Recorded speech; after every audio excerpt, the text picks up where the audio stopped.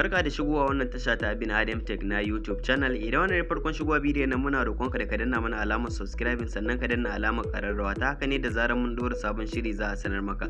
Ba tare da ɓata lokaci ba muna yawan amfani da wayoyin hannu su hakan na iya jawowa idanuwanmu suna ciwo ko dai da dai sauransu. Zai iya affecting ɗin idon ka. So yanzu za mu shiga setting inda za ka ga yanda za a yi abun. Za ka shiga system, so system shi ma kun san ya kunshi abubuwa da dama. Sai ka clicking akan about phone. So about phone zai kai ka inda za ka danna build number sai kai clicking sau 5. So hakan shi zai baka dama ka zama developer option bayan ka sa pin ɗinka kamar haka na cikin wayarka ko password. Za a tambaye ka sai ka sa now you are now a developer. So developer abubuwa da dama sun kunshi kamar hardware wayarka da kuma software.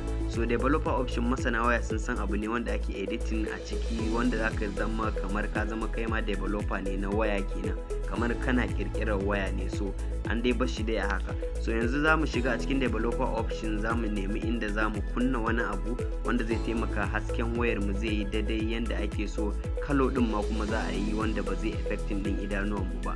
So simulate color space shine inda za ka yi clicking sai ka nemi na ƙarshe sai ka danna shi blue and yellow kenan.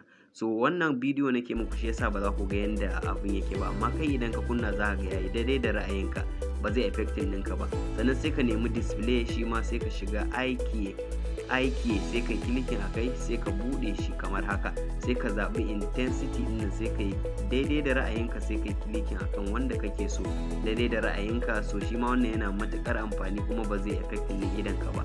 Sannan sai ka nemi kamar font size shi ma za ka ga kamar rubutun wayar mu yayi ƙananu da yawa, so haka na iya jawowa idan mu ba zai samu balancing yanda yake so ba. Sai kana dan mummurtsuka kana waye kana gani. So idan ka karo shi zai yi daidai da idonka ba tare da ya bata maka kamar wani abu a cikin idonka ba. So shi ma wannan zai taimaka. Mun gode da kallon wannan bidiyo.